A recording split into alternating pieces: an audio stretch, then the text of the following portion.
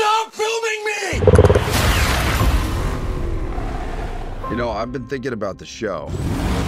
For the next 30 days, everyone in the country is trying to murder me.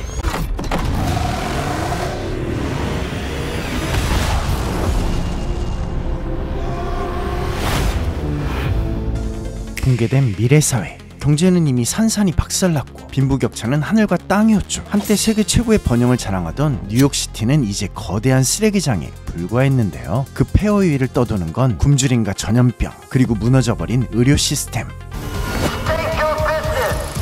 Network building.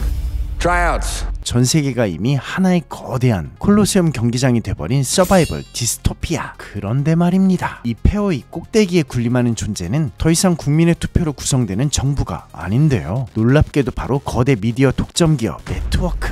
이들은 국가를 통치하는 독재 권력이자 시민들의 눈가기 그리고 멘탈까지 장악한 절대 권력의 기업인데요. 배고픔에 울부짖는 시민들의 입을 막는 수단은 식량이 아니라 도파민, 바로 자극이었죠. 시민들이 시궁창 같은 현실을 바라보지 못하게 네트워크는 폭력과 선정성이 가득한 예능 리얼리티 프로그램들을 24시간 내내 틀어주며 사람들의 눈가기를 마비시킵니다. Welcome to the Running Man. Survive the world's deadliest game show. Walk away with $1 billion.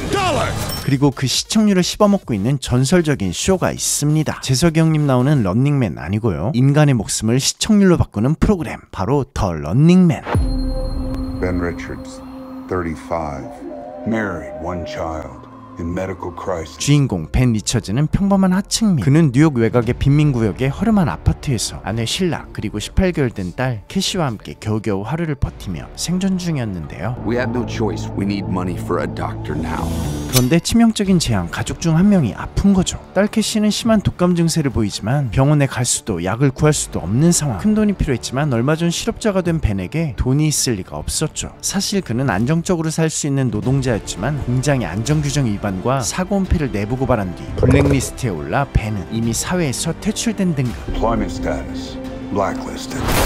일자리는 끊기고 복지 시스템은 이미 무너진 지 오래. 딸의 감기약을 사기 위해 아내 실라는 클럽에서 일해야 하는 처지가 됐는데요. 벤은 완전히 벼랑 끝으로 내몰립니다. 결국 게임에 신청하죠.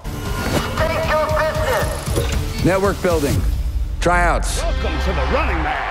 그런데 수많은 지원자들 사이에서 벤에게서만 느껴지는 특유의 분노와 절박함, 이 모습을 유심히 지켜보는 한 사람이 있었는데요. 바로 더 러닝맨의 총괄 프로듀서, 왠지 지구의 인구를 반으로 줄여버릴 것 같은 타노스를 닮은 댄 길리언, 아니 댄 킬리언. 길리언은 벤에게 제안합니다. But there's still a way out for you. Right there is why you can win this game. It's the biggest show in the country. Bloodlust is our birthright. Set it free. Welcome to the Running Man. People on these games never come back. 더 러닝맨은 세계관 내에서 가장 인기 있는 쇼. 규칙은 단순하지만 자세히 들여다보면 악마가 따로 없죠. 참가자는 러너가 되어 30일간 도망쳐야 한다. The rules are simple. Survive 30 days with the entire nation hunting you down. 생존에 성공하면 상금 1억 빌리언을 받는다. 하나로 1조가 넘네요. 대신 매일 자신의 생존을 증명하는 영상을 찍어 네트워크에 보내야 한다. I'm still here. 잔인한 건 만약 영상을 보내지 않으면 상금은 몰수되지만 사냥은 계속된다는 것. 그리고 네트워크가 고용한 5명의 정예 헌터가 러너를 추격한다. 게다가 일반 시민도 예외가 아닙니다. 거리에 누구든 러너를 제보하면 포상금을 받는다. And get your family out of Slumside for good. I'm gonna come back here and burn this building down. I promise. That's the spirit. This is America, goddammit, and we don't put up with no bullshit. Yeah! 겨우 버틸 수 있는 돈, 그리고 매일 자신의 위치를 노출해야 하는 영상 의무. 반대로 헌터들은 온갖 추적 장비, 첨단 무기, 심지어 군사용 화력까지 사용할 수 있는 압도적인 전력. 불공평했죠. 게다가 죽음의 추격전은 실시간으로 전 세계에 송출됩니다. 멀티뷰, 드론 카메라, 체력 수치와 예상 생존 시간까지 띄워주는 완벽한 인터랙티브 쇼. 이것이 지배자 네트워크의 독재 꼼수죠. 그리고 이 영화에서 가장 섬뜩한 기계, 드론 카메라, 바로 로버인데요. 감독 에드가 라이트는 인터뷰에서 이 로버를 단순한 촬영 장비가 아니라 마치 죽음을 선회하는 독수리 같은 존재로 설계했다고 말했습니다. 즉 저승사자 같은 존재인 거죠. 로버는 언제나 누군가의 죽음 직전에 나타나 Everything okay, Mr. Springer? 그 순간을 클로즈업으로 포착하고 생동감 있게 전송하죠. 로버가 나타났다는 건 러너 중 한 명이 죽는다는 말. 그때 벤이 분노에 찬 얼굴로 게임이 시작되자 네트워크는 벤의 상남자적 이미지를 강화하죠. 벤은 다른 러너들처럼 도시의 어두운 골목과 황폐한 외곽 지역을 가로지르며 도망칩니다. 네트워크는 초반부터 시청률을 올리기 위해 벤에게 상대적으로 강력한 헌터를 붙이고 쇼의 진행자는 그 장면을 과정되게 편집해 헌터를 죽인 전설적인 러너라며 포장하지만 동시에 네트워크는 이때부터 본격적으로 추격하죠. 기차, 옥상, 트렁크까지 쉼없이 달리는 벤. 조금 포장해서 마치 벤이 나오는 장면이 존재하지 않는 것처럼 기차 선로 위를 질주하고 트렁크에 숨어 이동하며 드론을 부숴버리고 로프를 타고 건물을 내려가고 드론과 헬기가 위에서 추적하고 차를 타고 돌진하고 매 순간 벤의 목숨이 끊어질 듯 위태롭죠. 그런데 그의 생존은 빈곤층과 노동층 계층의 지지를 얻게 되는데 벤은 도주 과정에서 만난 친구 엘튼에게 충격적인 사실을 듣게 됩니다. Don't you get it? This game is rigged. Guess we'll find out. 게임의 결과와 생존자 모두 조작된 것이라는 것.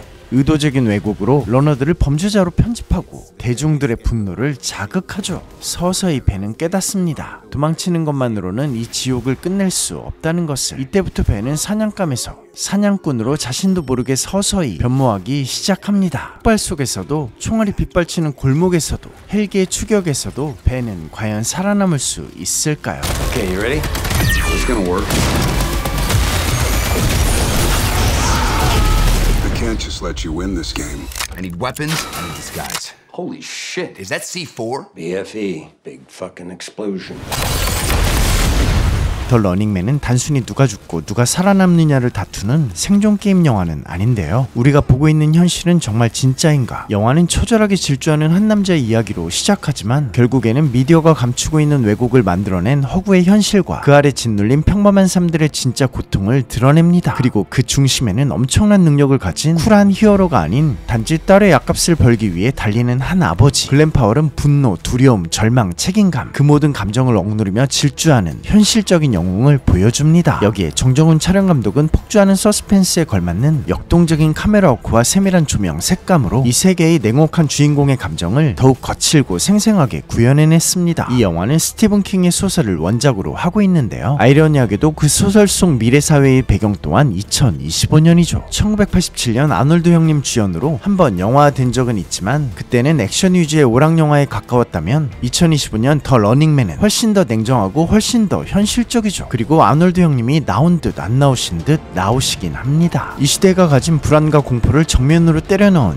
묵직한 사회 비판형 하이테크 스릴러. 딸을 위해 세상 끝까지 달리는 한 아버지의 분노가 거대한 거짓의 성벽을 부술 수 있을지 여기까지 보셨다면 극장에서 직접 확인하시면 정말 더 재밌을 거예요. 12월 10일 개봉하는 더 러닝맨 많이 사랑해주시고요. 지금까지 시네포였습니다. 감사합니다. 구독과 좋아요도 잊지 말아요. 제발. I'm still here.